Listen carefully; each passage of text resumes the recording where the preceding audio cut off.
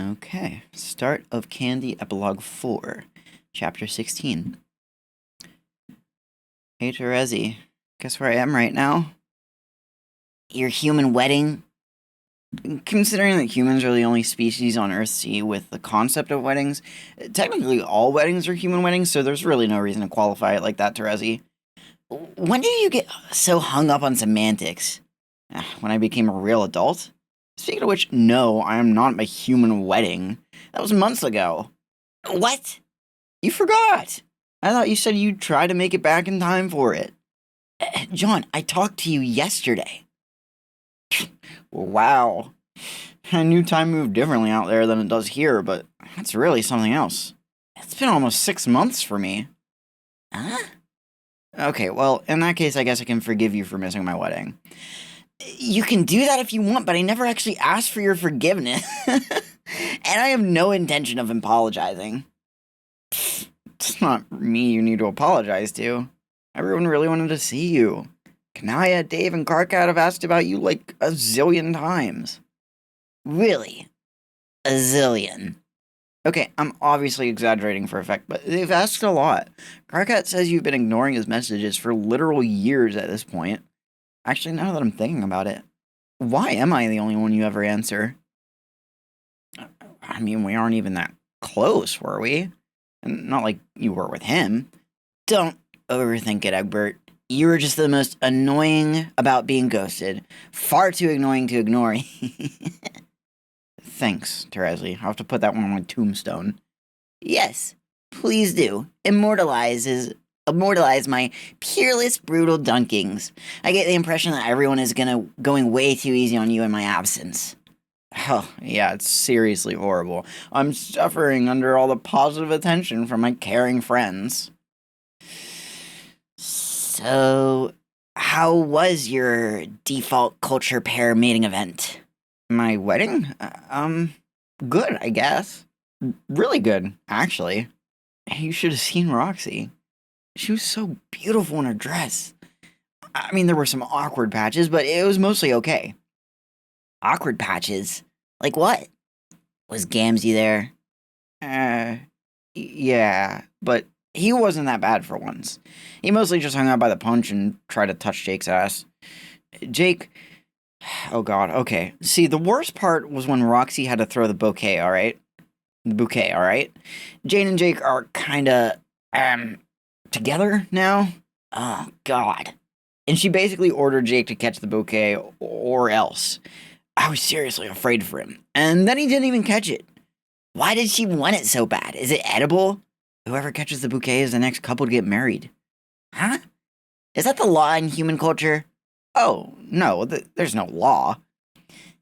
Then what sort of binding contract exists surrounding the bouquet to make it so desirable?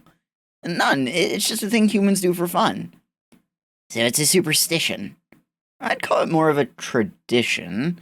Although in the case of Jane and Jake, superstition might be a more appropriate word. The story has a lot of extraneous details. You're really bad at gossiping, you know that, John? Get to the juicy bits! Who got the bouquet?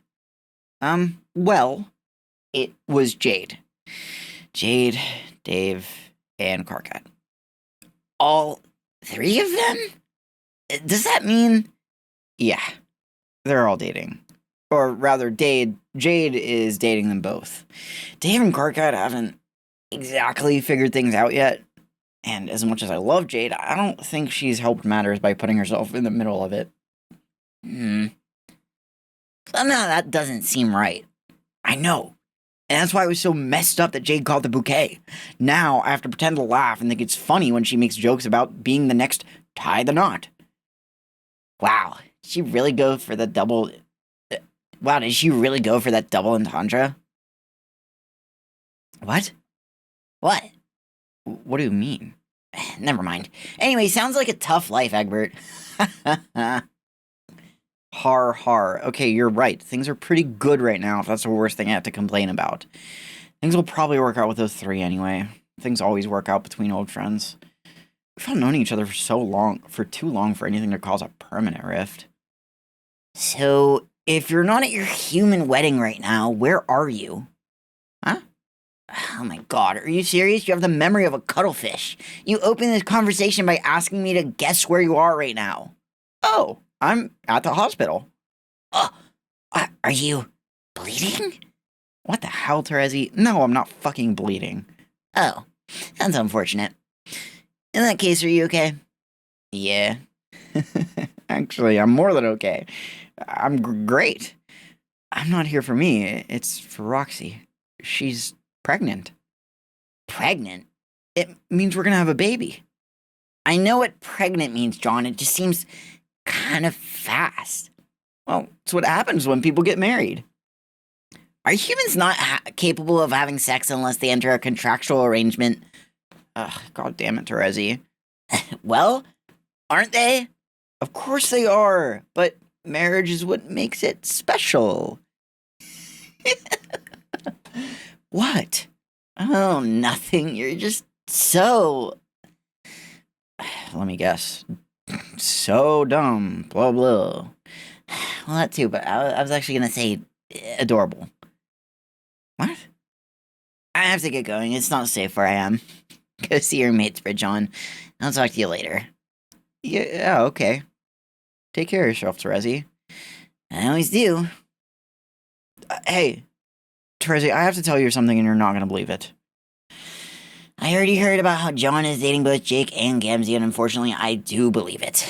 I definitely could have lived without seeing the visual evidence, however. No, Wait, how do you know about that? I lied about being more than annoying than I lied about you being more annoying than Carcat. Carcat is still the most astonishingly annoying person I know. Oh, so you talked to him? And Dave. Just for a bit. This was an incredibly hot piece of gossip, and I couldn't trust you to deliver it with an air of gravitas it deserved. That's probably true. This whole Jake, Jane, Gamzee thing is freaking me out, actually. I mean, they're technically my parents, and her version of Jane was literally my nana, and now she's having sex with Gamzee. Never mind, I don't even want to think about it. I hope you haven't seen the picture Dave took. Dave has a picture? Wait, never mind. I don't want to know, and I definitely don't want to see it. Very well. Your loss. It certainly is something to behold, though, I must say.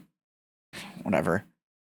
So, what do you think? Talking to Dave and Carcat, did they seem happy? Nope. Oh my god, I know, right? This whole thing is such a mess. It's hard to be in the same room with them these days. I don't even know the full story because Dave won't talk to me about it anymore, and Jade seems to think that everything's going just fine. Carcat had some choice words to say about Jane's lackluster blackroom conduct. So, he doesn't think the situation is great either. No. Jade is definitely not in hate with him, and it shows.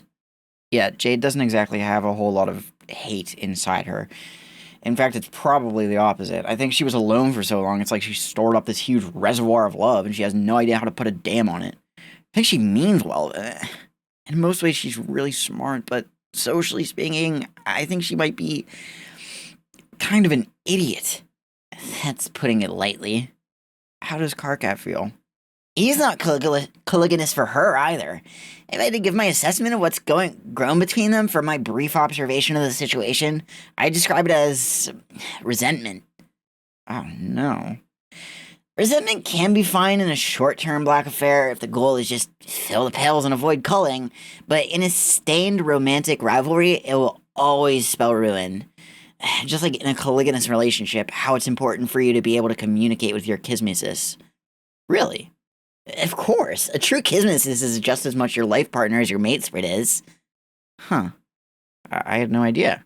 Not to be culturally insensitive, but I thought it was just like, you'd meet up every once in a while and to do, like, hate makeouts.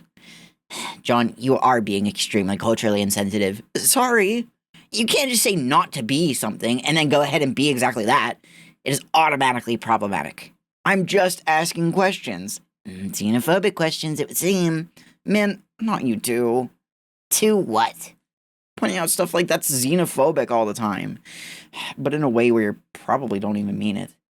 Don't even mean it. Why wouldn't they mean it? Is cultural sensitivity a joke to you? I'm just All I'm getting at is, you've been talking to Dave a lot, haven't you? I keep my correspondence with Strider well within reasonable parameters, just like I do with you. To be honest, much less than you. Who even has the time for the nonsense of cool kids these days? Time? You've got nothing but time, apparently. Flying around out there for... God knows how much longer. Why don't you just give it a rest already and come back? I cannot rest while the mission remains incomplete. You know this. Seriously, it's beautiful here on Earthsea, Terezi. So peaceful and harmonious. You should come check it out sometime. I'll pass. Anyway, as I was saying, just like with human romantic relationships, there are all kinds of cosmicitudes. Wow, you changed the subject back so fast, I think I got whiplash. Yes. Some cosmicist relationships are the nature you described, but not all of them. The point of a cosmesis is not just to make you annoyed or even angry. They should push you to better yourself. They should shine a light on the things about yourself you would otherwise ignore or deny. Huh. Is that why? Why, what? Is that why you're so determined to find her? It is, isn't it? No. Vriska and I were... I can't explain it. It's just not as simple as you're making it out to be. Alright. Besides, between us things were always so... weird. Dramatic!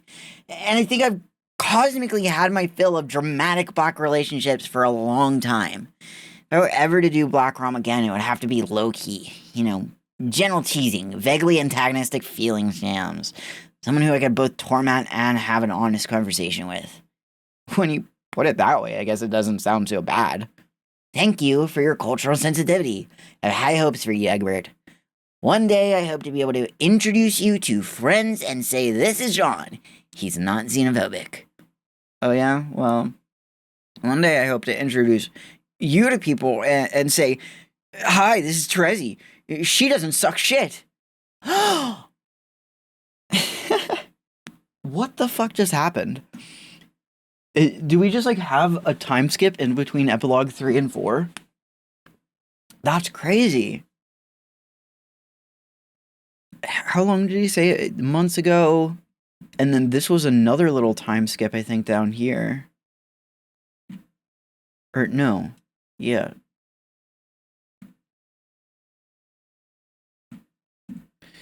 And then what was this? Jane is dating both Jake and Gamzee. What the fuck? Why is Jane with Gamzee? What fucking possibly propelled that forward? There's a lot happening off screen, I guess. Which is... Homestuck has always done that. It's so odd. It's always done this thing where it's just like... You'll just randomly come across a Pestrolog where it's like, oh yeah, by the way, all this stuff has been happening for the past few days, and like, you know, whatever. That happened. Forget about it. Let's move on. And it's like, wait a minute. I want to know about that. I want to know what's going on there. Roxy pregnant. Okay. That was fast. What the fuck? Candy is, I think, more fucked up than Meat even. They're both like a little... So far, Meat and Candy are obviously just like, you know, the two sides of storytelling, and they're very much unbalanced. Like, the Meat side and the Candy side, they're both, like, they're unbalanced stories. But Candy feels even more unbalanced than Meat. Which I wonder if that's, like, sort of, like, subconsciously a glimpse into, like, what the authors think is more important in storytelling in a certain way. You know? Like, as if they're saying, like, if we were to fill a story with Candy or fill a story with only Meat, like, both would be bad, but filling it with only Candy might be worse than the other. It could have been unintentional, but like that's I don't know.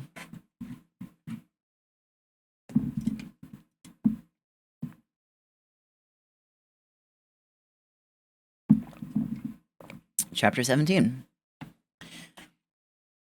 3 months later, John is still thinking about his last conversation with Terezi. It's kind of impossible not to, when Rose and Kanaya keep saying the name Vriska every 5 minutes. He really thought they were done hearing about Vriska all the time, but apparently Rose and Kanaya were intent on breathing new life into that tradition. So they got the Vriska baby and they literally just called her Vriska. That's fucking crazy, but okay. Sure, Rose and Kanaya. Vriska, don't chew on your chair's dinner tray. Darling, she is only grub. She hasn't grown her oral canals. Yes, but I believe strongly that we should get in the habit of speaking to her like an adult. It will be good for her social development. Is that how your mother raised you? I would have loved if my mother spoke more frankly with me, but she was, let's just say, a rather awkward person. No offense, Roxy. None taken. I can't even imagine all the ways I'd fuck up a kid in the timeline where I didn't sort out my drinking, to be honest. You weren't awful. I just have... How do you always put it, dear? A penchant for melodrama. Well, yeah, your dad made sure he got some of himself in you. I suppose he did. And then everyone in the room observes a moment of silence for their dear departed friend, Dirk Strider. Except for John, who takes advantage of the solemn distraction to anxiously tap at his phone. He'd sent Terezi a text an hour ago, when Roxy was fixing her makeup in her compact. He's not sure why he feels the need to hide the fact that he's talking to her. It's not like there's anything untoward about what he's doing. Just texting an old friend. What's wrong with that? Nothing at all, he thinks, as he closely monitors his silent, praying wife, ready to stash the phone in his pocket the moment she shows the slightest sign of movement. She lifts her head to speak. He's like Houdini with that phone. Damn. I still can't believe Dirk's gone, though. Yes, it was so sudden. But the best we can do to honor him is simply move on with our lives. I'm sure it's what he would have wanted. Huh? John shoots Rose a weird look. She smiles back benignly, then goes to collect her troll daughter from her booster seat. She holds baby Vriska close to her chest, and leans over to give Kanaya a kiss on the cheek. The precious grub is framed between them, and the two wives are ringed in a halo of pale light at the peak of this magical moment. Should be a beautiful image, but something about it roils John's gut. Rose sits back down, cradles Vriska in one arm, and begins to unbutton the top of her shirt with the other. John instinctively finds something else to look at. Anything. His fidgeting hands will do. Have you two thought about what to name your grubs? It's just one grub. Oh, that's a relief. I've actually been very worried about your well-being, considering how human grubs are born. Why? Well, don't they have to eat their way out of the womb? Kanaya. It's what Karkat told me. Karkat gets all his information on humanity from the movies, and Dave, which is even worse than the movies. Wait a fucking minute, what movies are they watching? Nothing too graphically misleading, I suspect. I equally suspect anytime there's a human birthing moment on camera, Karkat probably turns away, too disgusted to watch, while Dave continues filling his ear with more lies about human biology. Then I was given inaccurate information. Yes. Whew. If that was true, how would our species have survived? we would have a 100% maternal mortality rate during childbirth. Yes, I forgot how primitive medical technology was on your planet. Then how are humans born? How are humans born? Use your head for a moment, darling. Oh, I see. Lamau. I'm sorry, John. This girl talk must be making you uncomfortable. Can we change the subject to something less gross and weird? What? So, is Vriska really the name you're going with? Kanaya gives John an inquisitive, wide-eyed look, as if there could be no conceivable reason for someone to ask this question. Yes, of course. Why would we change her name when she's nearly a year old? Well, it's not like it would hurt or anything. Didn't Kanaya just say she doesn't have ears yet? Oh my god, John, don't be rude. I'm not trying to be rude. I just think it's a little weird. I don't see why. I mean, she is practically a clone of Riska. Yeah, Kanaya, I know. That's why it's weird. I appreciate your concern, John, but it's not that weird to name a child after an important figure from your youth. What were you thinking of naming your own child? John hesitates, adjusts his glasses for want of something to do with his hands. This is a conversation he's been dragging his heels on for months. Back when Roxy first got pregnant, it was all they talked about, but now that she's so close to the due date, all the subject does is make his pulse go shaky. Harry Anderson Egbert. Roxy, we hadn't... I mean, I didn't think we were decided on that. I don't know, you seem pretty set on it. He has. What's bugging him about it is that Roxy didn't seem to have any suggestions of her own. Rose stops breastfeeding Vriska and hands her off to Kanaya. She comes to sit beside John, setting a hand on his knee. She speaks kindly. Wasn't that the guy from Night Court? Yeah, which was a show that reminds you of your father. I think that in this new world we have created, it's important to carry the torch of what we've left behind us. We must name the next generation for the fallen heroes that we admire. Wait, we admire Vriska now? It's true that Vriska was a controversial figure, even at the best of times, but she did defeat Lord English, John. This remark seems to cure John of his shaky pulse problem, if only because for a moment his heart seems to stop beating altogether. It shocks him in a way that causes him to feel the planet turning under his feet. He whips his head up to look at Rose intently. She seems alert. Her gaze is precise. She doesn't seem ill or off or confused at all. No, she didn't. Vriska didn't defeat Lord English. Rose doesn't say anything. No one says anything. Rose, no one knows what happened to Lord English. Of course we do. Vriska used the Juju and her accompanying ghost army to defeat him. Why else would we be here? I don't think that's actually what happened, though. Then what did happen, John? I just said. No one knows. Rose, come on, you're the one who told me all this. I told you what? About a year ago, you were feeling bad and asked me to come over. And then you gave me this big speech about canon and being like outside canon and not canon and all this other shit like timelines and fate and my anime dreams. And that's all in the past, John. Everything worked out in the end. Why are you getting so upset about this? You gave me a list of instructions and told me that I had to use my retcon powers to go back to a very specific point in time to defeat Lord English when he was just a kid. And you told me that I had to do this to validate the sequence of reality? But I didn't. I was all ready to go. I thought I was going to die, honestly, but then you... John swivels around to point a finger at his wife. It comes across as more accusatory than he means it to be. Roxy, you and Calliope told me that I had a choice, and I made my choice, which is why I ended up staying. But did it really work out in the end? If I didn't stop Lord English, then... Are we even really here at all? The three gals in the room exchange a series of concerned glances. Do they truly think he's crazy? Are they hiding something from him? John can feel himself trembling. It's not possible that he's remembering this wrong, is it? It can't be. If he presses his eyes shut, he can still see the lines of the black hole cracking space apart around him.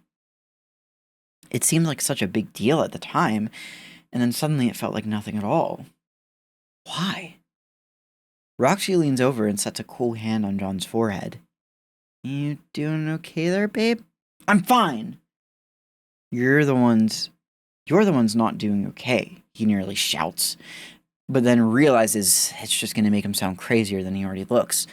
He brushes Roxy's hand away and stands abruptly, looking woozy and sweating at the temples. His skin is tight and clammy, too hot and too cold all at once. I just need some fresh air. Want me to come with you? No! I mean, no, I need a moment alone. I think I'm just getting those, you know, new dad jitters. That must be it. Oh, of course. Makes sense. Take care of yourself, hon. John grabs his coat and sprints out of the hive. He vaults into the air and follows the breeze up, coasting over the tree line and out of the troll suburb that Kanai and Rose had made their home in. Furiously, he begins typing on his phone. Terezi, I know that you got important stuff to do out there in Paradox Space, but I really need to hear from you. On my side, it's been months since we last talked, and I can't figure out if it's because I said something wrong or if it's because something terrible happened to you. Things on Earth are... John shuts his eyes for a moment and takes a deep breath. The breeze that rattles over the forest seems foul somehow, stale, like air that's been recycled multiple times over. They're not great. I mean, on the surface, everything is fantastic. Everyone's so happy, and it finally seems like we're all making real progress as adults. But at the same time, everyone is also acting crazy. I feel like I'm the only sane person left in this entire universe. I'm the only one who seems to care about anything. I mean, care about anything bigger. Bigger than, like, what to name a baby or who's stuck in a terrible relationship with who. My God, this probably sounds so pathetic. Terezi, I'm seriously pathetic.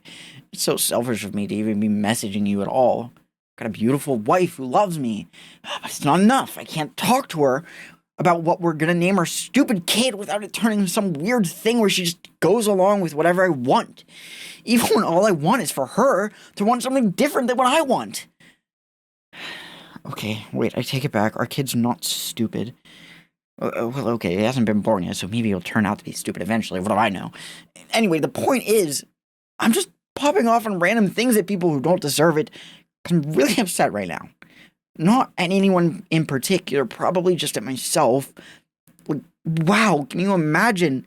Can you believe how shitty I'm being right now?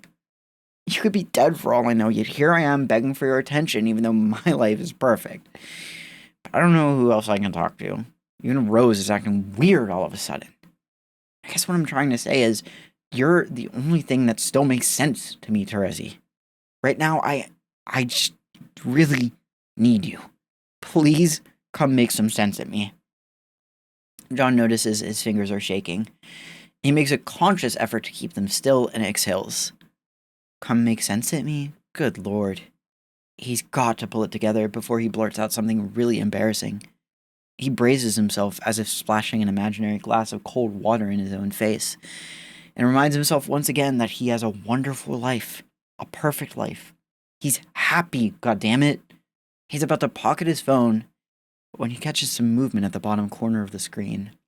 It's an indication that someone is typing. He stops breathing until the next text appears. Okay, loser, tell me what happened this time. This whole thing, this whole scenario, everything that John's going, it's very like, very sort of Truman Show.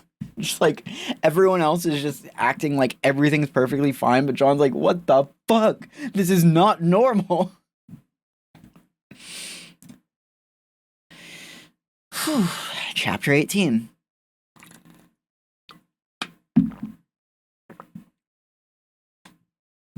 Jane may have stepped away from her pursuit of public office, but it's important for any educated businesswoman to stay abreast in the political goings-on of her nation. She keeps close watch on the political landscape. She's got people with eyes on every newspaper and website on Earthsea, but she likes to watch the human news herself. It's just such a delightfully adult thing to do, she thinks, as she spreads out like languorously, I'm gonna assume, in front of her television.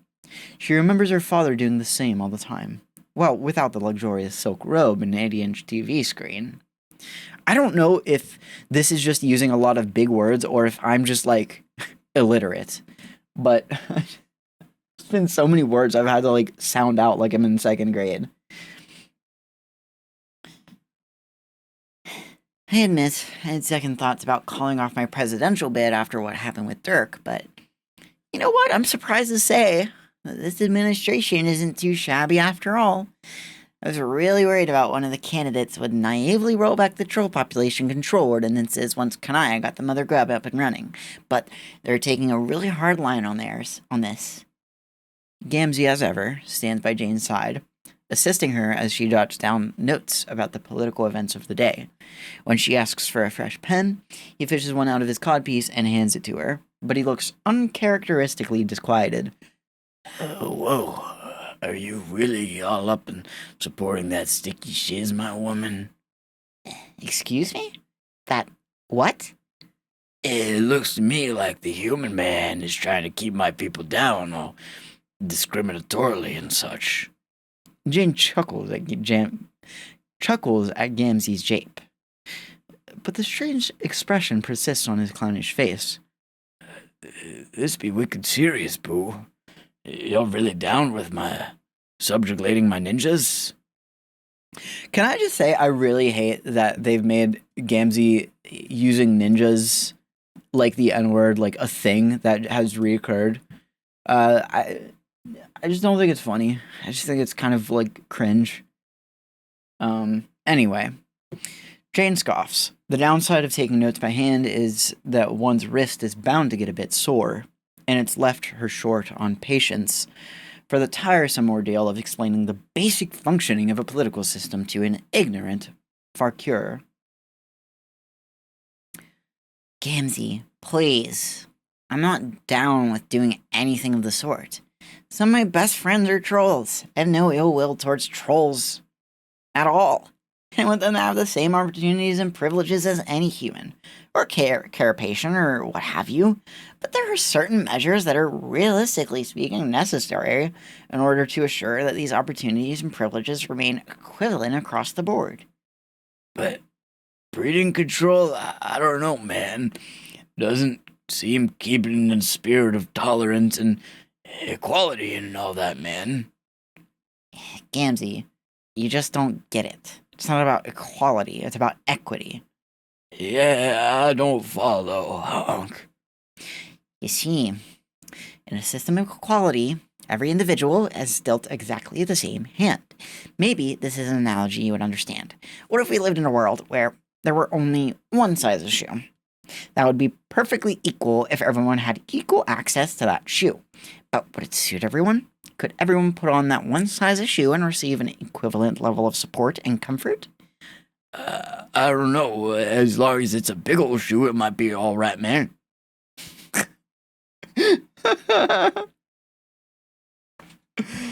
Jane has to pause to huff in exasperation. No, Gamzee. Everyone needs shoes that fit the size of their feet. You need to make unequally sized shoes for unequally sized feet. Oh, word. I know about all that but if you say it's true. Yes, it's true. It's the same with building laws that are conducive to a functioning, equitable society. Some people are simply born into positions that confer upon them certain advantages, and it is the job of the government to ensure that people who are less fortunate can be lifted up, as it were, to match their luckier peers. We must offer greater assistance to some classes of people than others to ensure that equity. Such is the case with natural troll and human birth rates. So, you're saying you need different shoes for human dicks and whatnot? Precisely. The reintroduction of the mother grub changes everything. Trolls and humans don't have identical birth rates. It's a fundamental biological fact that natural troll reproduction is much faster than humans. It's a matter of evolution and society. You know this game. Your people evolved in a harsh, unforgiving world where the slightest misstep could lead to death. And like any animal would, your biology adapted to the circumstances. Your mother grubs have the capacity to produce an unimaginable quality of eggs at a time, to ensure that at least a few can survive their reproductive age. And I understand that in the context of Alternian society, that worked great, because the mortality rate was so high, only a manageable number of individuals were able to make it to adulthood. But we have a peaceful society now, with benevolent caretakers and fair laws. No young troll is at danger of being killed by monstrous fauna. No one would be cold for being too weak. But that doesn't change your biology. So what does that mean for the troll population? It would spiral out of control within a matter of generations. You would come to outnumber humans at a factor of thousands, millions to one. The infrastructure would not be able to keep pace. The economy would be completely destabilized. The market would be flooded with thousands of trolls who wouldn't be able to find jobs or places to live. Not to mention the issue of your lifespans. Some of you will live for hundreds, thousands of years. And honestly, speaking of biology, I'm not sure if we were to loosen population controls right now, or people have, how to say, well, let's just say I think it would be irresponsible to gamble on whether or not the natural Alternian order will reassert itself in such a troll-dominated society. Maybe in 100, 200 years, when you've proven, and I believe you will, I really do, but when you've proven that you can coexist in a harmonious society with natural breeding, it might not matter so much exactly how many more trolls there are than humans. Wait, didn't we all up and jump forward so we got 2,314 sweeps of history or somewhat? With artificial breeding. I don't know, babe. This is all starting to sound a little xenophobic. Xenophobic? Jane narrows her eyes at the disingenuous buffoon. This is not the first time she has had a conversation like this with him by any stretch of the imagination. Not even someone as willfully loathsome as Makara could be this dense. What's more likely is he is attempting to get a rise from her, to get her a little hotter under the collar, to put her in a certain mood. I just explained. It's essential that these regulations remain in place so that the human and troll populations can remain proportionate. It isn't as if this is an issue comparable to racism within a single species, a phenomenon rooted solely in spurious cultural stereotypes, junk science, and knee-jerk bigotry. There are objectively real and quantifiable biological and behavioral differences between our species, which absolutely must be accounted for if we are to live in a harmonious society together where no species holds any advantage over another. I'm trying to prevent xenophobia.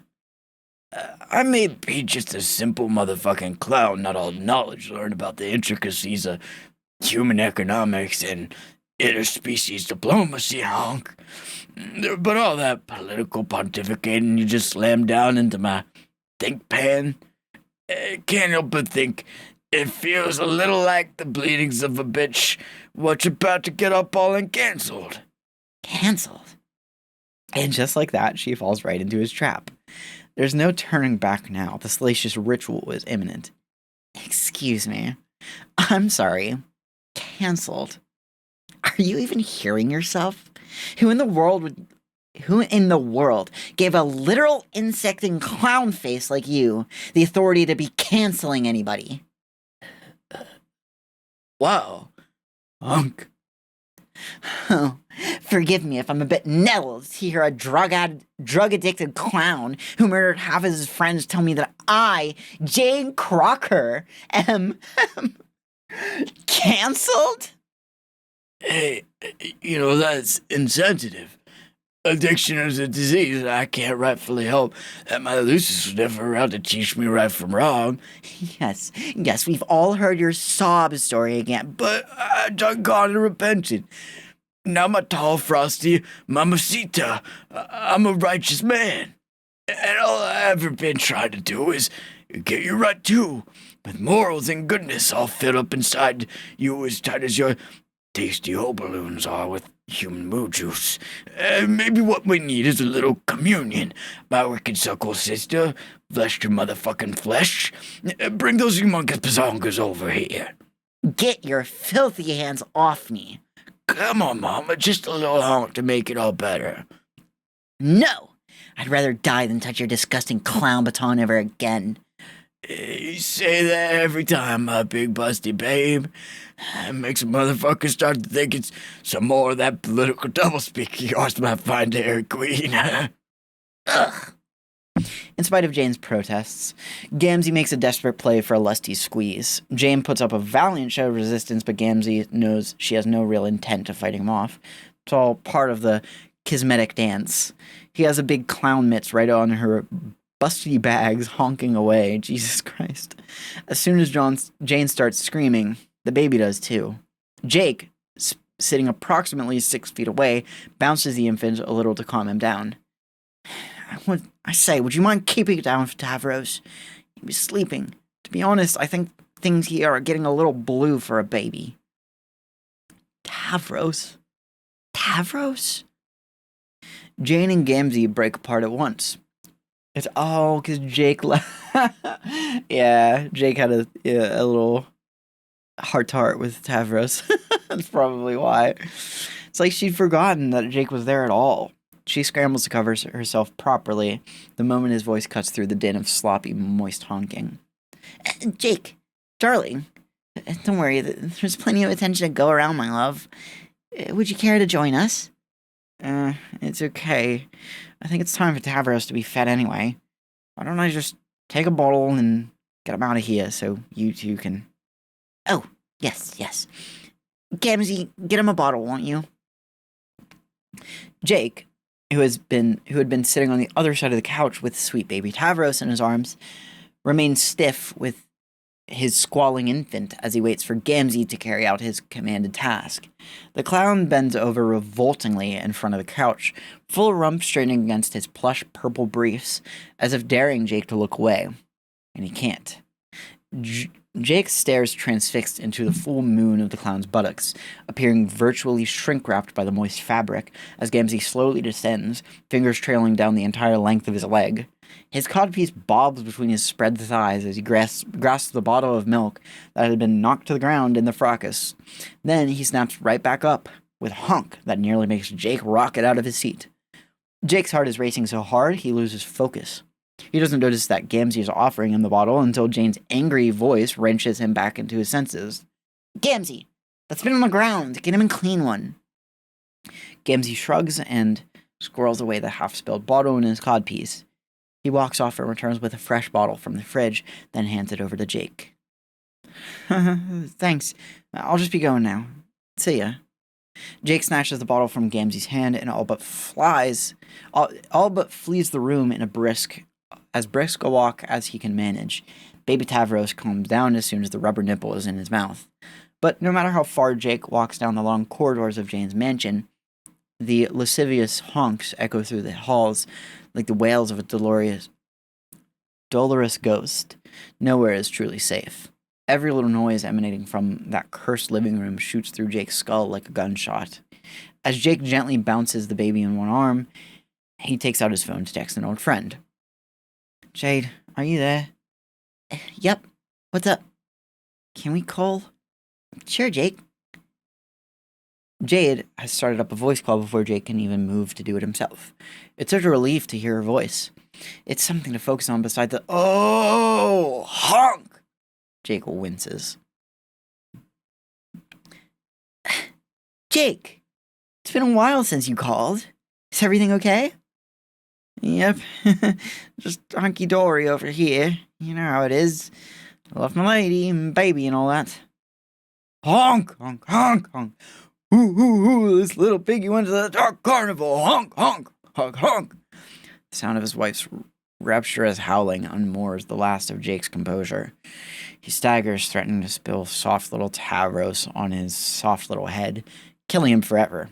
It's not safe to stand, so Jake shuts himself into the first empty room he comes across and lets himself slide to the ground against the closed door. Anyway, what's up with you? How's life with Dave Cat going? Oh, it's great. I'm really glad I just went for it. All of us together really is the best of every world. To be honest, I've never felt like I was cut out for monogamy, you know? It seems silly to even contemplate keeping all my love for only one person now. I've never really believed a person ever runs out. That's great to hear. Speaking of, how are things going with you and Jane and, Gamzee? Well, it's not so much like that for me, really. Gamzee is more Janie's side piece, you know? I'm not really. Well, enough about that. Have you been thinking about your plans for the future? Oh my god, Jake's a fucking cuck. Oh my god. Jesus Christ. Oh my fucking god. Oh, Lord.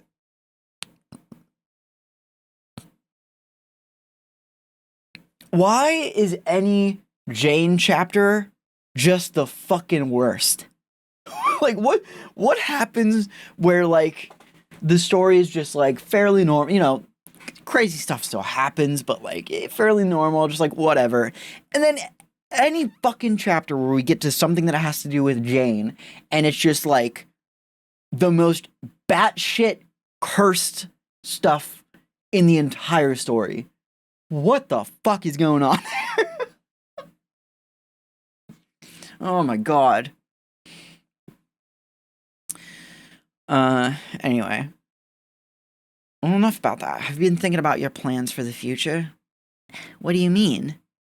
Like, you know, starting a family and such. No, really. You lot have been together a while now.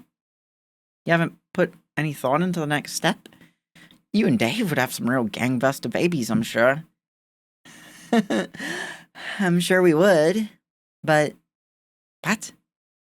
Well, not ready for it yet. That's not really it. I'd love to have a baby like everybody else. I mean, everybody's been having them. I won't pretend I'm not a little jealous, but I don't think it's gonna happen with me and Dave. What? Well, why not? If you want, I could give that whippersnapper a talking to. Get him to really man up and accept responsibility. No, it's nothing Dave is doing, it's me. Huh? There's no way me and Dave could have a regular baby together because I'm... What's wrong? Well, let's just say that after all the suburb stuff, it's done some things to my body. Like merging with Beck, mostly. Have you been trying?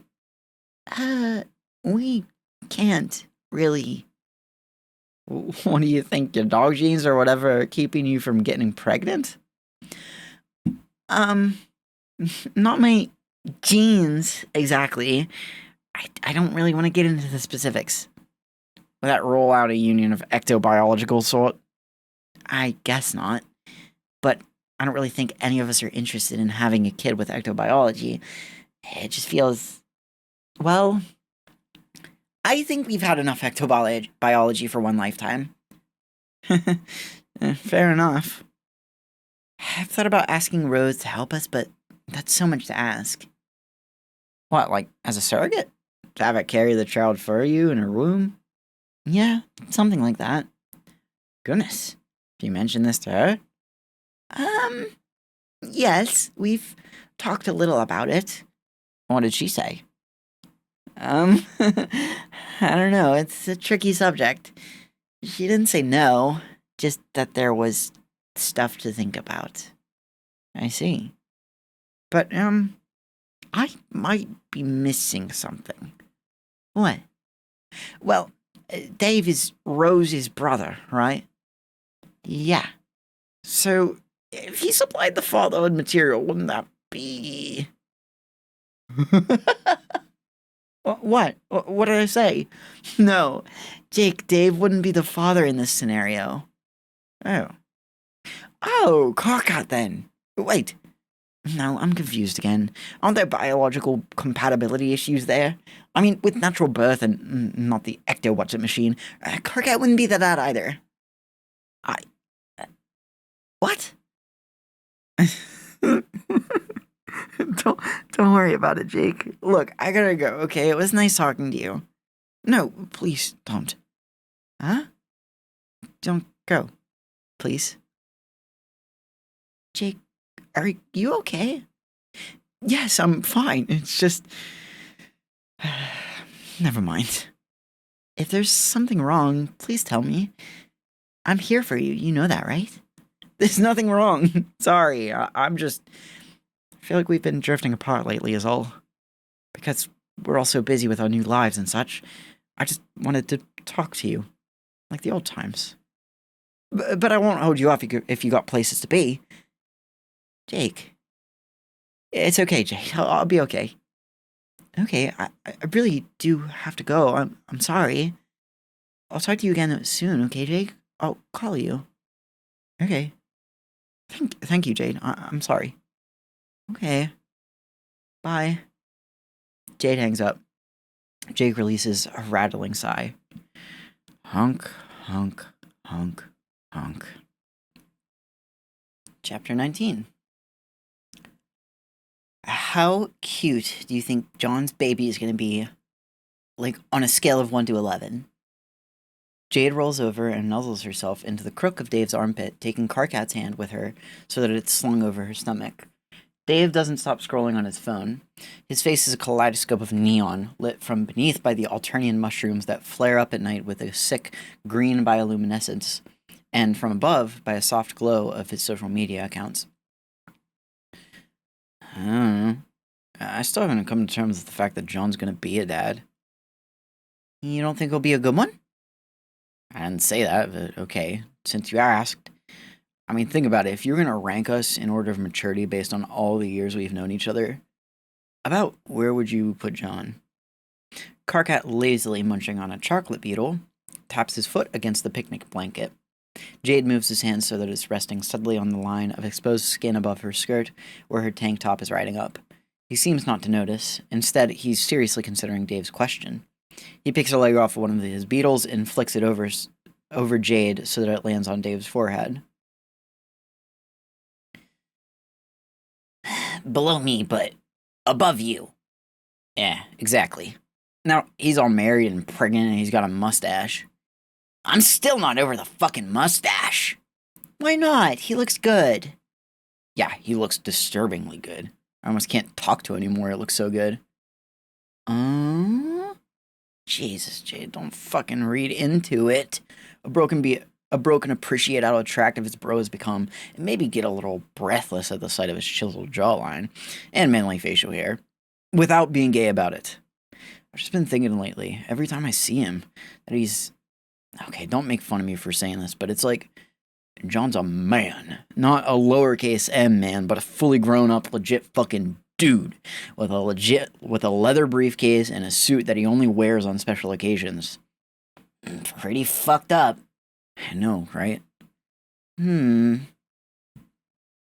pokes a finger into Dave's chin, sliding it up his jawline so that it puckers his mouth into a pout. It's a pretty cute thing to do, if extremely immature. This might be the point Dave was trying to make, that they're all still kind of immature. Jade doesn't pick up on the obvious subtext in the conversation, however, because she's willfully undermining the subtext in her own personal life for nearly a year now. Well, I've actually been thinking lately about how since Rose and Kanaya had a kid, and Jane and Jake had a kid, and John and Roxy are going to have a kid, what would you think if maybe we had kids? What? Who, you and Dave? Karkat starts laughing. Jade flicks him in the forehead. No, stupid, all three of us. What?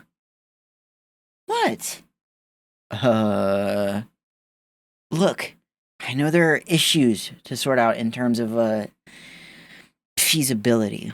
But I think there are a lot of options to consider.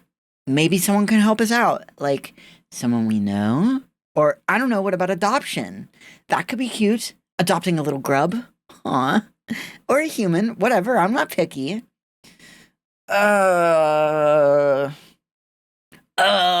Is fucking right. Jade, don't you read the newspapers? The new administration is cracking down on certain kinds of interspecies adoption laws.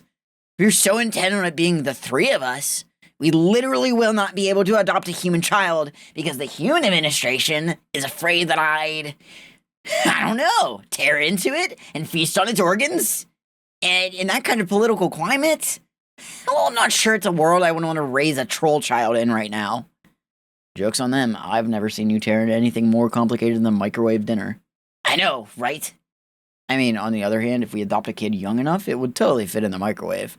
What the fuck, Dave? I'm not gonna eat our theoretical baby. Dave puts away his phone and rolls up so that he's braced on his elbow. He meets Karkat's gaze over the rise of Jade's chest and smiles at him. Yeah, dude, I know.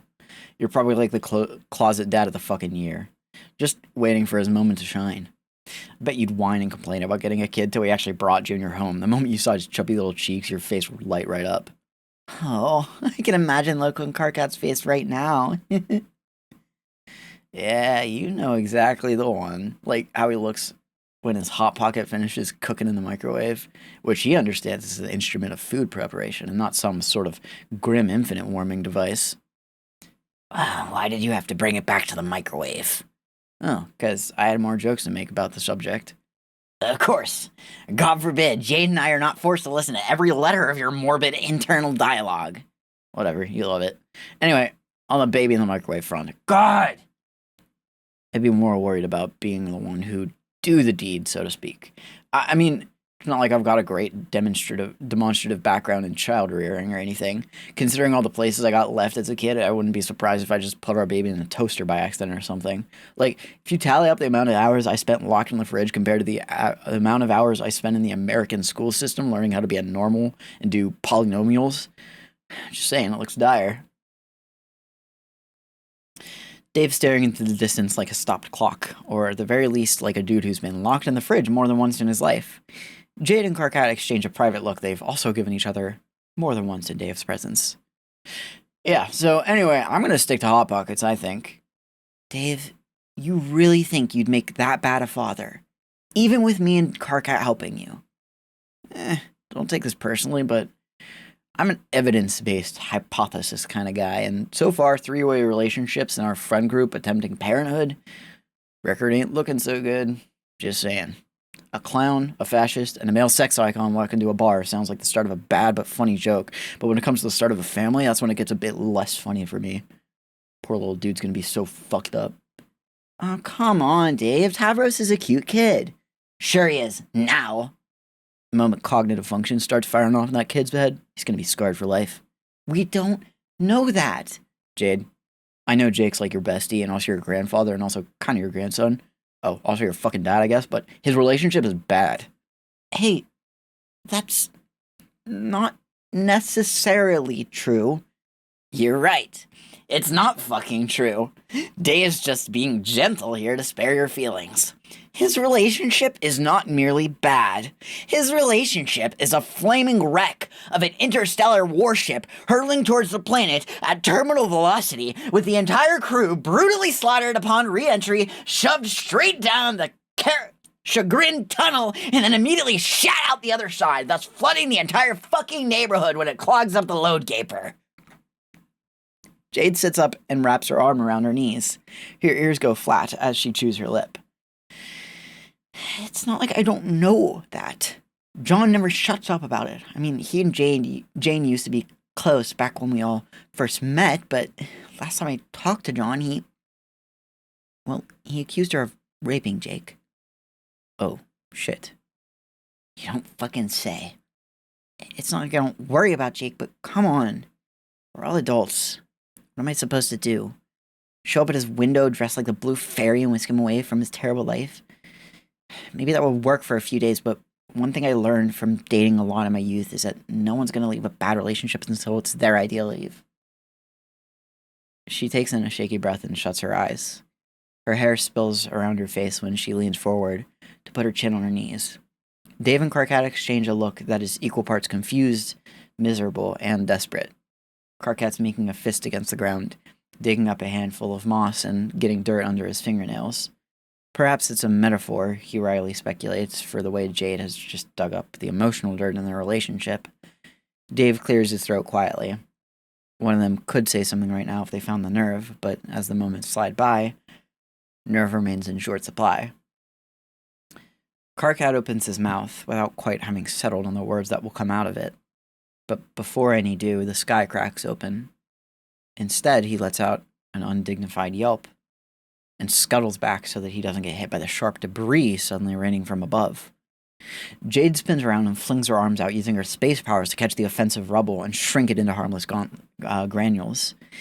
They spark and clash against her fingers. She can't quite tell what they are. They're not rocks or metal. They don't even seem to be physical. Something else comes hurtling out of the hole in the sky, too fast for Jade to catch. It hits the ground with a clap of green lightning. The collision sends a geyser of dirt, rock, and vapor into the air. Dave flash steps to shield Karkat. Jade doesn't move, taking the brunt of the explosion face on, using her abilities to warp the energy around her so that she's a moat at the center of the storm. When the dust clears, she's the first to jump in the crater, trailing smoke behind her. There's a body at the center of it. The torso is bloody, tangled, and curled into a fetal position.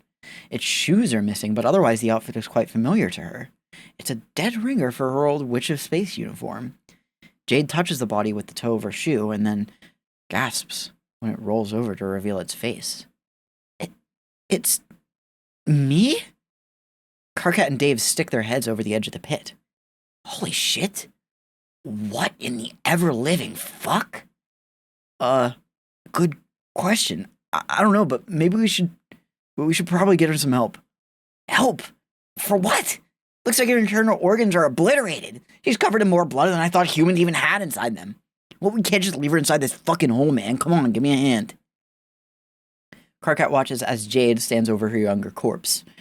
He notices the way her shoulders are slanted. It's clear from a distance that she's shaking. Jade, do you have any idea what's going on here? What should we do about this? Jade doesn't say anything. She's staring at the body. A badly broken version of herself, probably from a different timeline, she guesses. This Jade looks about 16 years old. Her hair is matted with blood. Her appearance is gruesome, yet also peaceful somehow. Dave slides down the ridge of the crater and grabs her by the shoulder. Hey, Jade, you hear us? Jade wipes a hand across her cheek and looks down to find it's come away bloody. One of those shrunken, massless shards from the sky must have nicked her in the face. Her eyes go wide, and she feels the breath go out of her for a moment. She looks directly upward. Where did this body come from? Jade. Yes, Dave, I heard you. Still staring at the body, Jade digs her phone out of her pocket. I need to talk to Jane.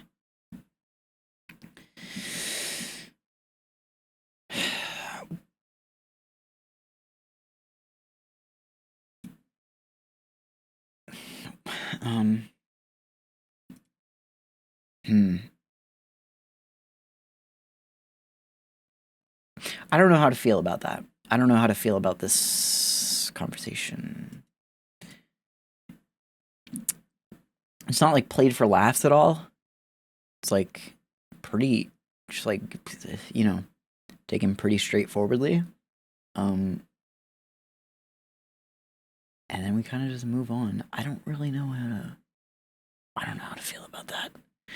I'm just going to reserve. I don't know. I'm going to reserve feelings on that. That's weird. I will say. Weird. I don't know. Odd thing to put in and to like make into a point of the narrative. I feel like we could have kind of just, you know, whatever. The rest of this is interesting, what's going on. I think this is the Jade that we saw at the end of the Meat epilogues, I would assume, right? Because that talked about that Jade being, you know, covered in blood in the Witch of Space uniform, younger version of herself. I wonder if this is before or after. I'm assuming before, because that one seemed like she was recovering from something like this and getting ready to set off on some sort of journey. But I guess we'll see. That's weird.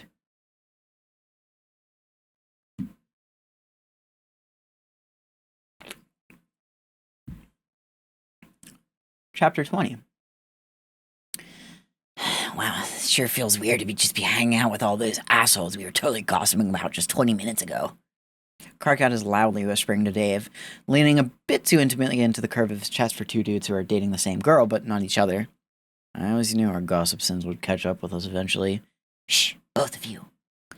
Jade brushes past them, holding her dead teen self under the armpits, while Jake brings up the rear stripe-tighted ankles in a hand. He shoots Dave and Karkat a big toothy grin. Dave nods back. Karkat continues to look somewhat seasick, keeping his eyes so high that they don't accidentally graze Teen Jade's impaled chest. Jake and Jade take the corpse up the winding white staircase toward Jane's bedchamber. The Crocker mansion is a dazzling maze of marble halls polished to a mirror sheen. It's the kind of place where footsteps echo from one end of a floor to the other. And even the pillows are lined with literal silver thread. There's a peaked skylight at the top of the foyer that splits the morning sun like a prism, spilling multicolored dots across every surface below. Amongst those dots are drips of Teen Jade's blood. It's so dark on the spotless tile that it nearly looks black. Dave stays with Karkat by the door. They're waiting to meet Rose, Kanaya, John, and an extremely pregnant Roxy, who all show up together with baby Vriska, who's really been coming along in her metamorphosis cycle lately. She now has both oral cavities and opposable thumbs, and she's making good use of the latter by reaching out to mash her hands against the face of any adult foolish enough to enter her range. She grabs one of Karkat's little nubby horns when Kanaya passes by.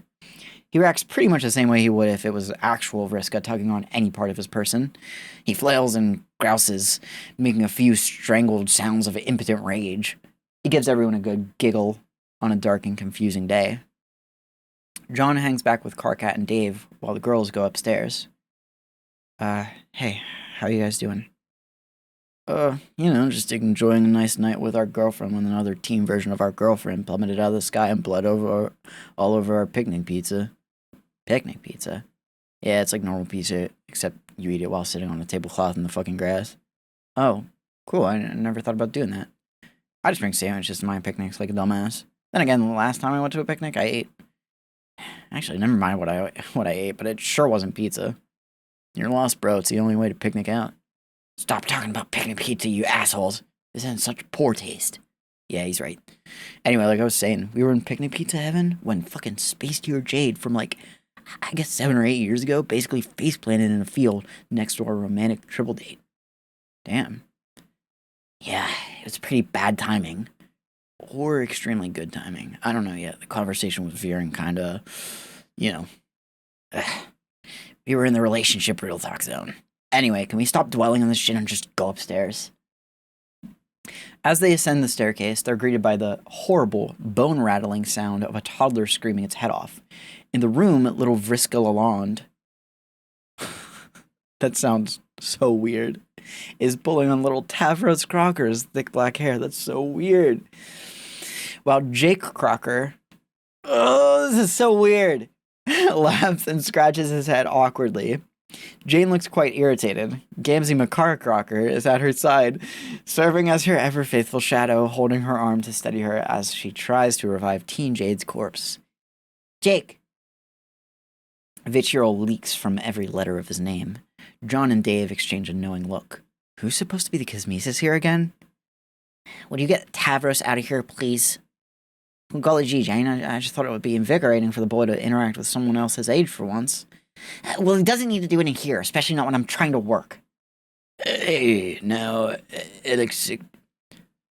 Hey, now, Alex, you oughta chill. Yelling at your motherfucking mate spread is bad for the blood pressure, man. Oh, I'm sorry. Is a clown speaking right now? It's the darndest thing. I could have sworn I just heard a nearby, offensively odiferous clown offering some advice when no one asked for his opinion. Whoa, Janie, you doing okay? Jane wiped perspiration off her face and sighs. I don't know. I've just been under a lot of stress lately trying to run my business, raise a child, and manage the political situation indirectly through various corporate machinations. Jake, why are the children still in here? Take them to the playroom, now. Aye, ma'am. Jake scoops up the squabbling children and holds them as far apart as possible to stop Vriska from biting Tavros' ear off. It's just one of the unfair advantages she has over him and his blunt human teeth. John and Dave part to let Jake go by. Quite sorry, blokes, he whispers as he takes his leave. Jane clutches her hands around Teen Jade's thin shoulders, looking the corpse over with an expression of absolute sorrow. I don't know why, but I'm having an extremely difficult time reviving her. Where did she even come from? The living Jade shakes her head. We have no idea. It's like the sky just opened up. Well, obviously she is from another timeline. Darling, can you perhaps shed some light on this? Rose sucks on her lower lip. Takes her a moment to respond. Her fingers close around the neckline of her dress as her gaze sweeps across the room. She looks over each person present, but avoids making eye contact. I haven't the faintest clue. It could be anything. John quirks an eyebrow at her. She doesn't sound confident. Not like she did a month earlier when she claimed Vriska had defeated Lord English. Well, something is blocking my life powers. It's as if she has a sort of poison in her. Not a literal poison, mind you.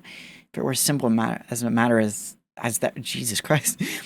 If it were as simple a matter as there being something in her bloodstream, I could revive her lickety split. It's deeper than that. It's like a poison eating away at the very core of her being. It's attacking her on, perhaps this sounds crazy, but a metaphysical level? Huh? What's so odd is, not only can I not bring her back to life, she also somehow doesn't feel entirely dead. Oh, I wonder if that has something to do with me. Like, being here? How so? Well, all of ourselves across infinite timelines are actually just one self, right? Like, one ultimate self distributed across multiple bodies, so in multiple places and states at once. Every J that exists is like a light being shined through 1,000 cracks in the timeline. But if we're outside the place where that light is being split from, maybe only one of us can exist. And that's why she's stuck in this horrible state. Roxy places her hand on Jade's head and gives her a little scritch between the ears. I think that Janie was just being melodramatic, Jade. It's not your fault. Jade reaches out to take her own corpse's hand. She remembers being this age, being heartbroken, still newly godlike in her abilities, and on the verge of fighting a battle that could change everything. She can't believe how young she looks. What should we do with her? Roxy claps her hands together. Well, hate to be the one who says what we're all thinking, but sounds like it's time for another funeral. It sounds like it's time for another funeral, Lamau. Roxy, Jade is dead, and you're probably going to give birth within the week. Yeah, so we got to start planning this one right now.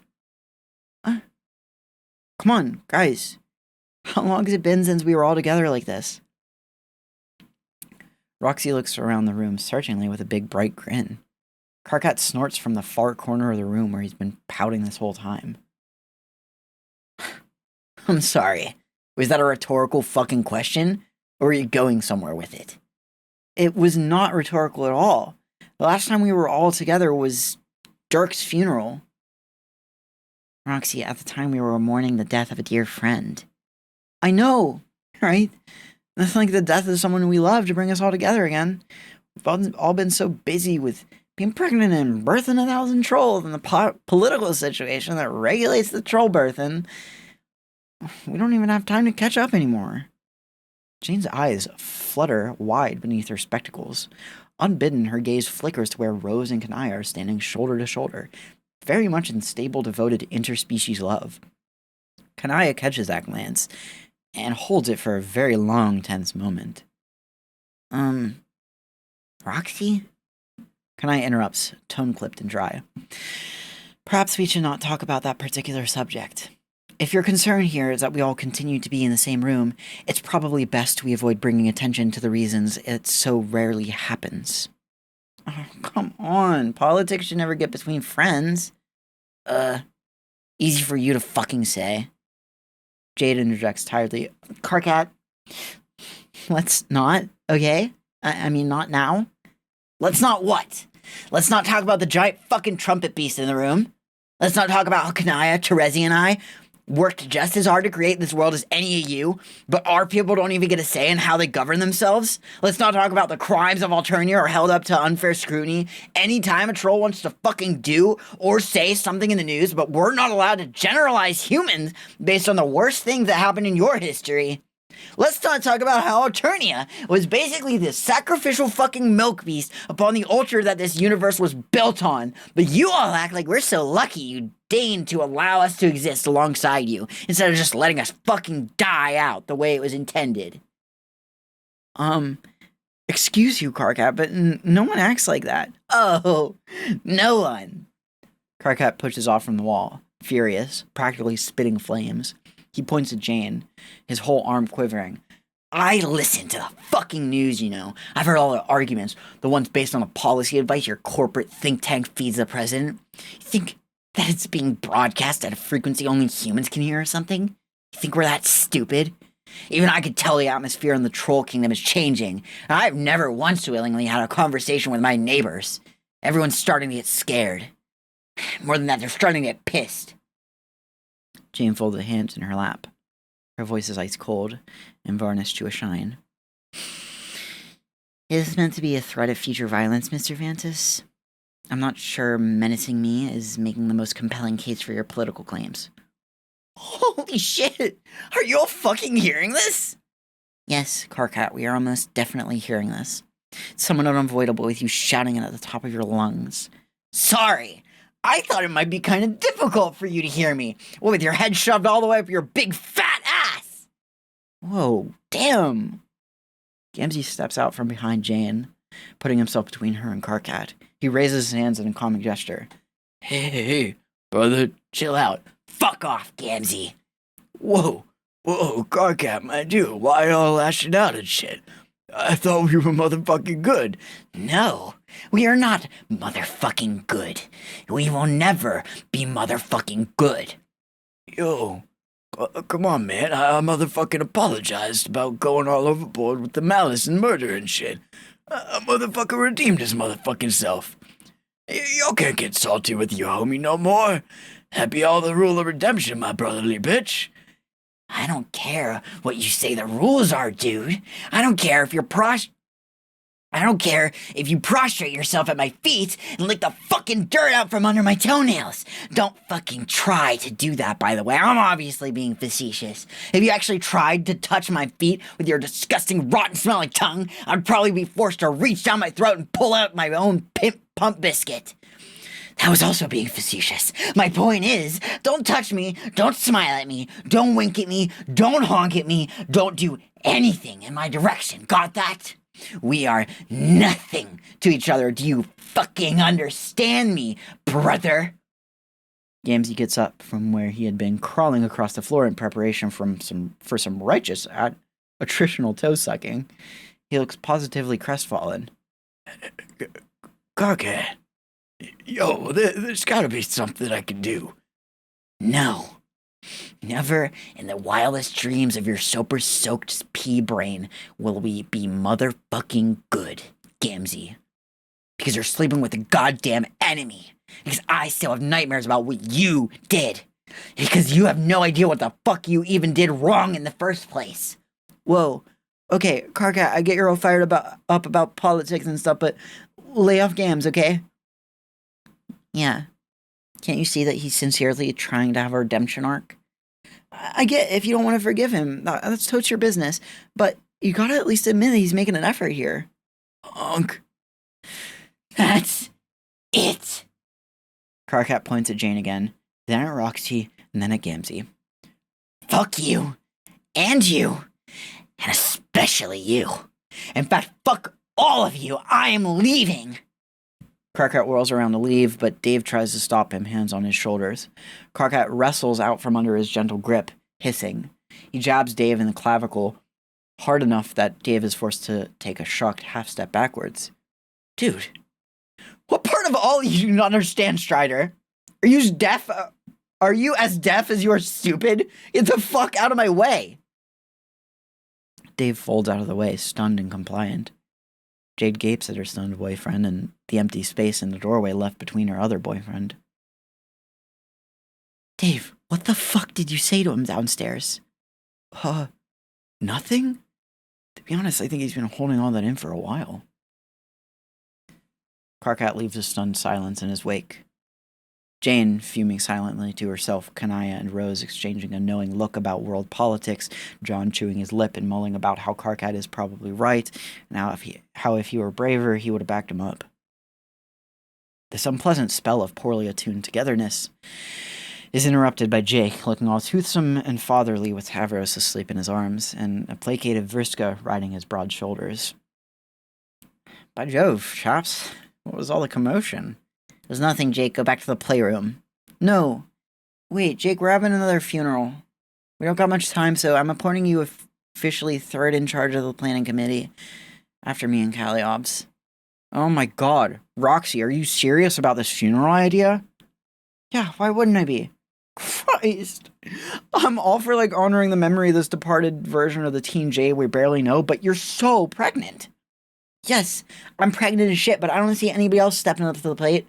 Roxy, I understand the sentiment, but are you really sure it's appropriate? Yup. It's even more appropriate now. After all that bullshit that happened, we need a good bash for the sake of team unity. I admit to still being ignorant regarding many aspects of human culture, but a funeral is not what I would call a bash. Well, yeah, that's because you've got no imagination, Kanaya.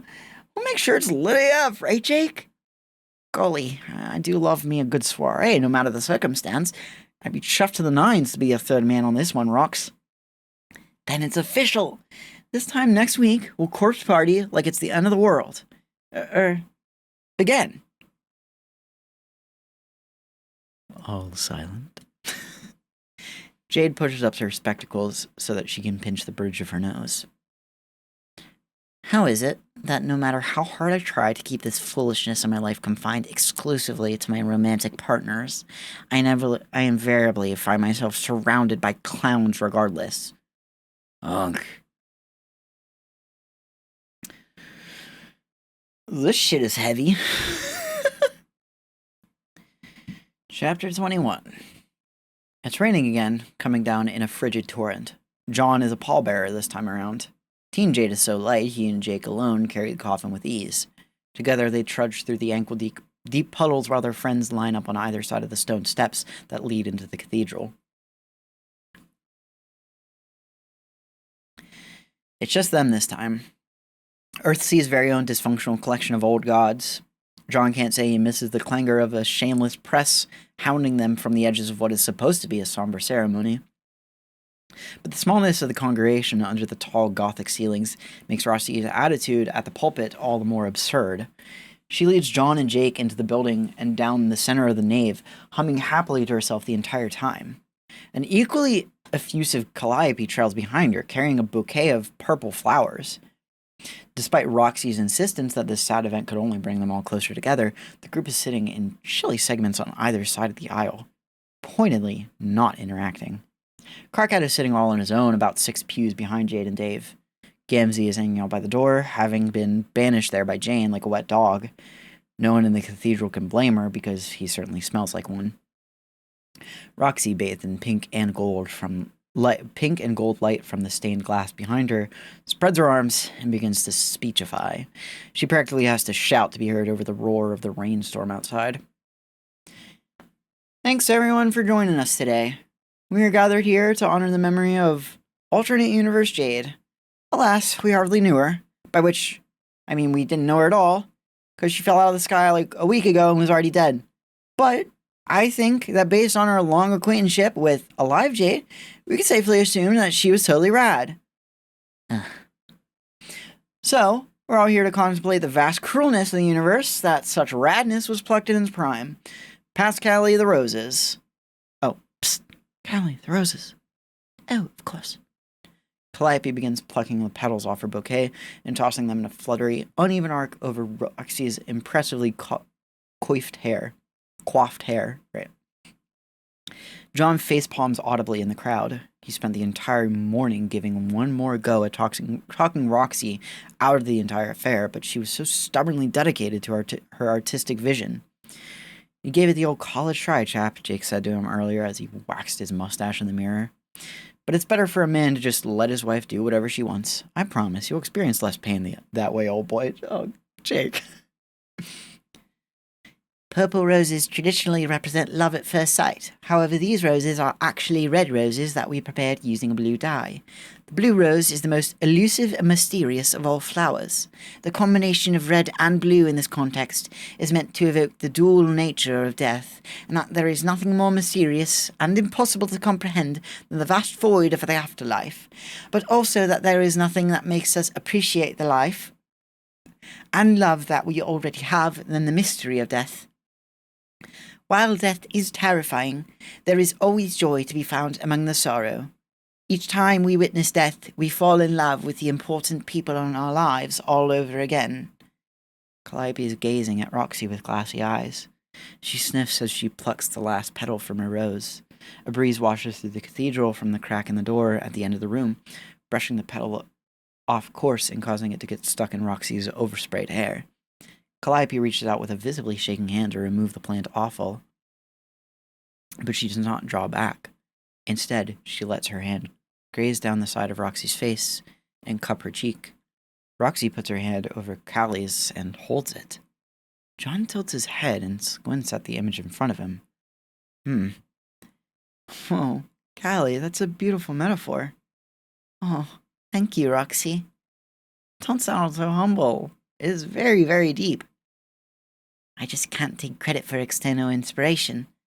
Wow, come on, Callie, you're the literal muse. Yes, but you're... This very tender scene is cruelly interrupted by the sound of the cathedral door slamming open. Everyone whips their head around to see, of all people, Aradia hovering in the foyer. Her wings radiate a soft, ephemeral glow that paints the walls around her pink and red. Solix is with her, feeling his way into the church along the grain of the door. He's soaked head to toe. Oh shit. This is gonna be like a prequel, right? Because we saw Jade, we saw Aradia. Aradia said that Solix was left behind. This was all at the postscript of Meat. So this second half of Candy is probably gonna be like leading up to whatever we were seeing at the end of Meat. Ooh, interesting actually. Oh no, did we miss the entire corpse party? I hope not. Yes, that would be such tragedy. Oh, shush you. The tragedy is what I don't want to miss. Karkat jumps to his feet, eyes so wide they're practically popping out of his head. Aradia? Holy shit! Solix! Hey, loser. It's been a long time. It's been a long time. Is that all you have to say to me? It's been more than a fucking human decade. I thought you guys were dead. No, I wasn't dead. No, I mean like gone forever. I thought you two literally didn't exist anymore. Or at the very least were trapped in a dead universe perpetually collapsing into its own asshole.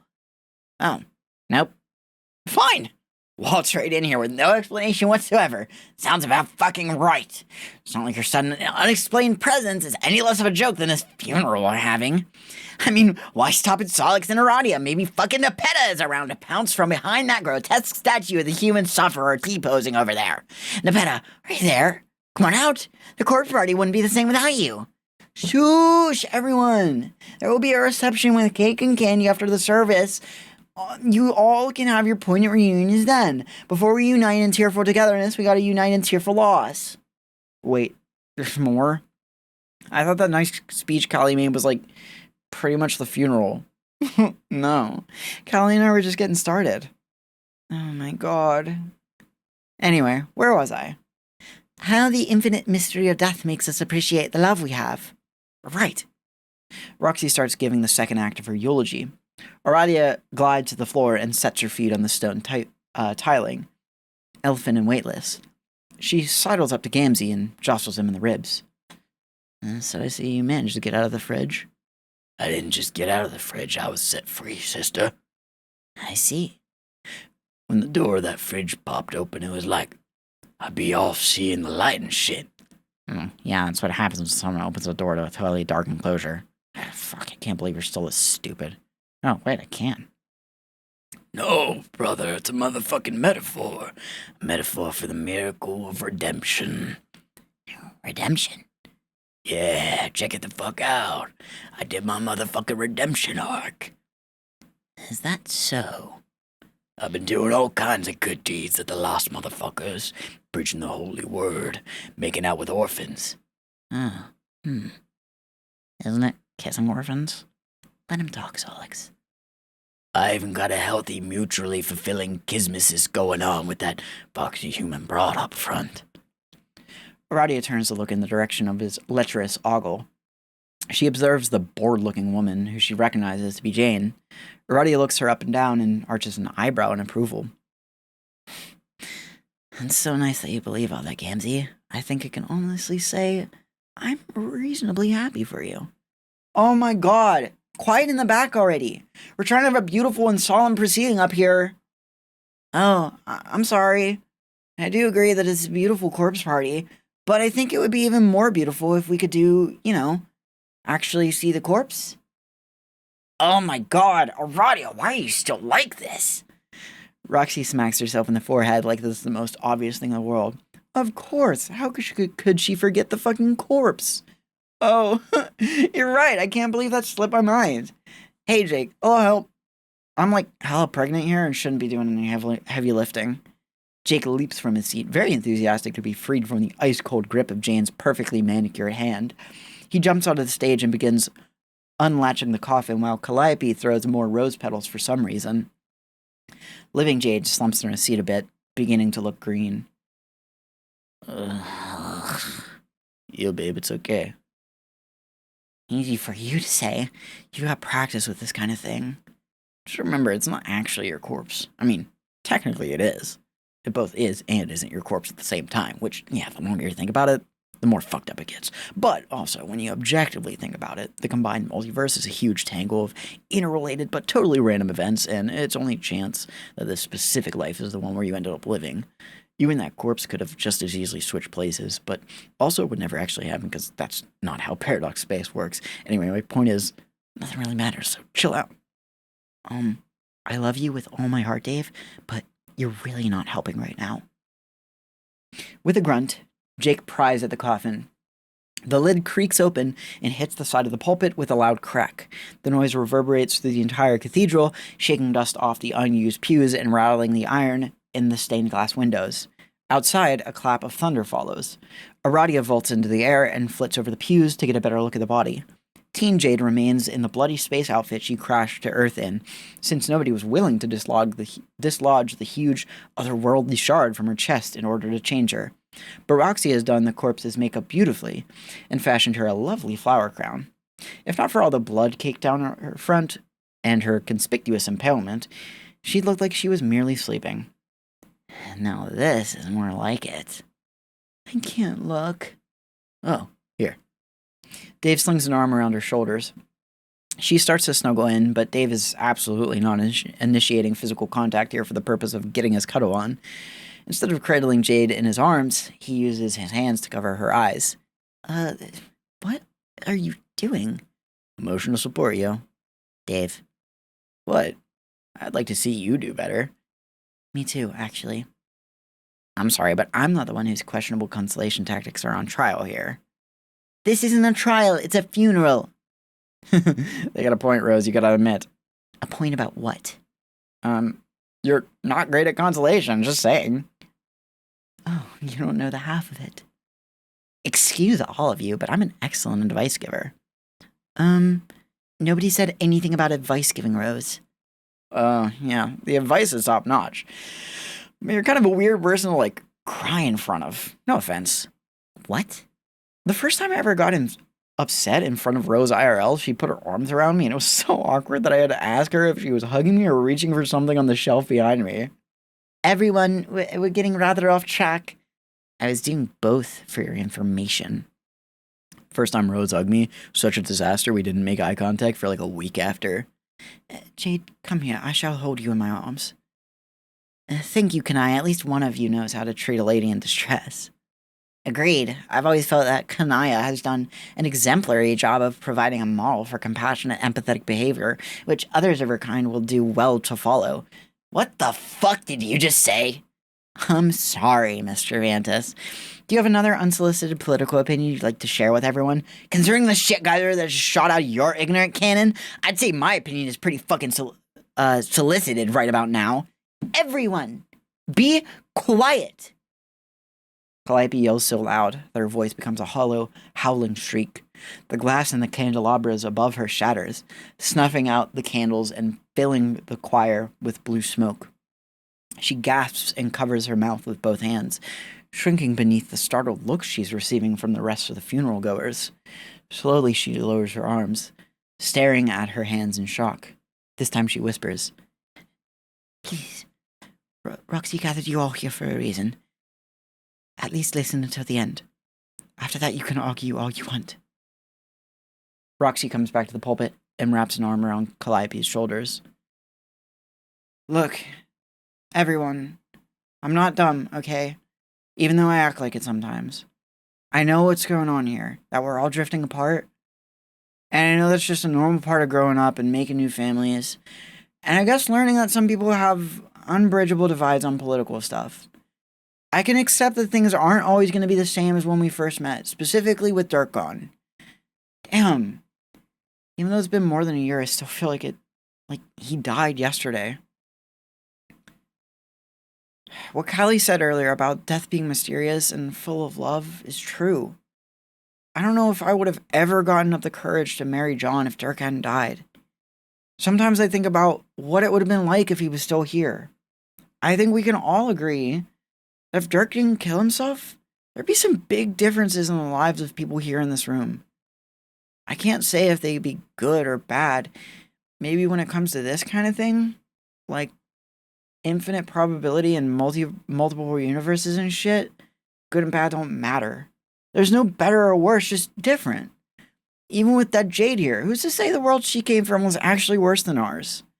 She probably died a heroic death doing something incredible.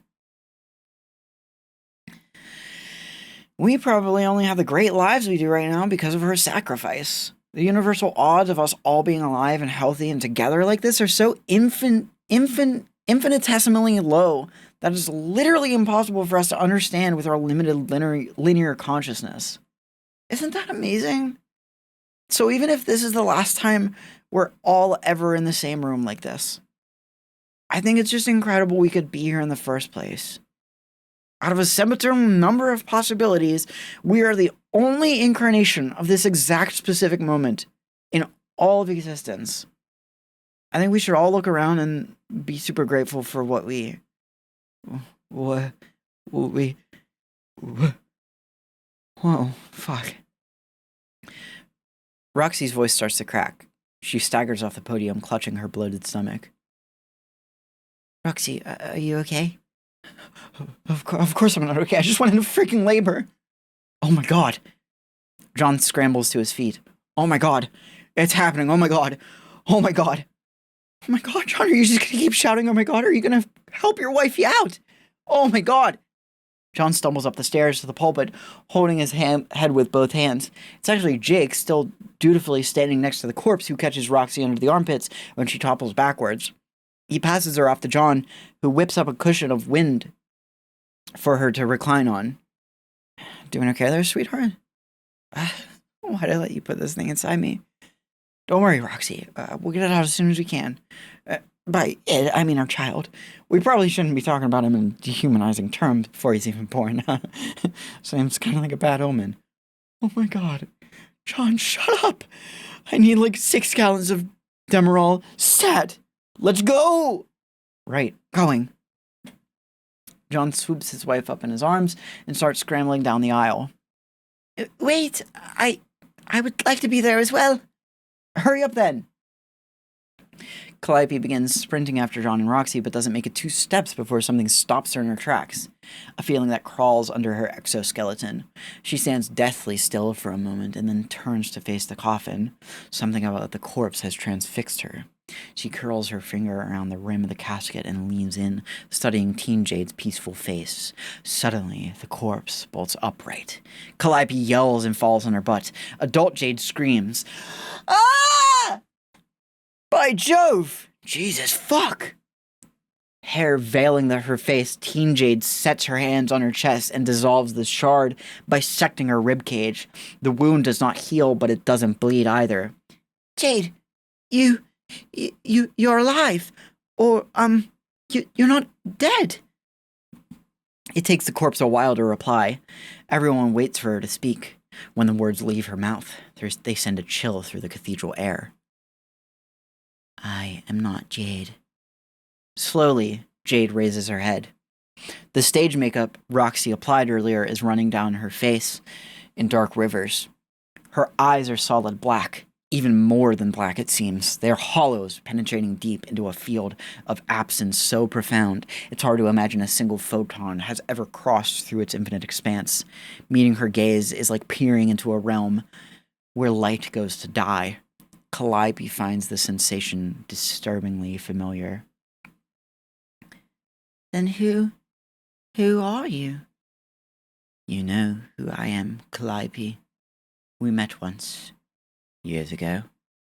You were dead, and so was I. Calliope now understands exactly who is speaking to her. She tenses up, scuttling backwards, and begins tumbling down the stairs into the aisle. She starts running before she's even up on both feet, clawing the carpet ragged in her desperation to escape the cathedral. The congregation watches her go, but no one moves to help her or even looks in her direction. In her wake, she leaves a primal, echoing wail. The door closes thunderously behind her. Her scream can be heard beyond the doors, growing quieter as she recedes into the distance. Kanaya adjusts the buttons on her very fashionable morning gloves and sighs. This certainly is a turn of events, I'll say. At first I was underwhelmed with the proceedings, I have to admit, but that was quite the twist. This may be one of the best death-related celebrations I've ever seen. Top 5 at least. Teen Jade floats out of her coffin with measured grace. Adult Jade shudders as her reanimated duplicate passes by. She slides back into Kanaya's comforting arms and hides her face in the crook of her neck. Teen Jade directs her pitch-black eyes toward the arched marble ceiling and gazes skyward with a sort of intensity and purpose nobody in the crowd has seen in years. It's as if her glare is passing through the roof of the church and continuing unimpeded through the partitions of this very plane of reality itself. You're undoubtedly surprised, but these events were not unpredictable at all. This is exactly what I have been expecting to happen. She spreads her arms and speaks in a voice as deep and dark as the void. And while I cannot say the same thing for the rest of you, I, at least, am exactly where I am meant to be. Jake meekly raises his hand, now treating the botched funeral as something closer to a classroom setting. Hey, not to come off as a total idiot here, but who were you supposed to be again? She directs the powerful vacuum of her hollow glare toward the total idiot. She regards him for a moment, radiating a sense of disdain for what may very well be the greatest living source of ignorance she's ever encountered in her many eons of existence. My name is Calliope. I am the muse of space, and I have entered this body to protect your world. Holy shit. Whew. Okay. I thought Candy was supposed to be the one where shit didn't happen. I thought it was supposed to be the one without a bunch of, like, crazy plot shit. There's a lot of crazy plot shit happening. Not that I say I'm opposed. Like I said, I really like that I'm seeing this come together. Like, the postscript, being able to see, like, the pieces slowly fall into place. This is pretty cool. I'm liking this. Not liking certain parts about it. I will say there's some parts of Candy that are really fucking odd, and I don't even know why they're there to begin with. But for the most part, it's still pretty fucking cool.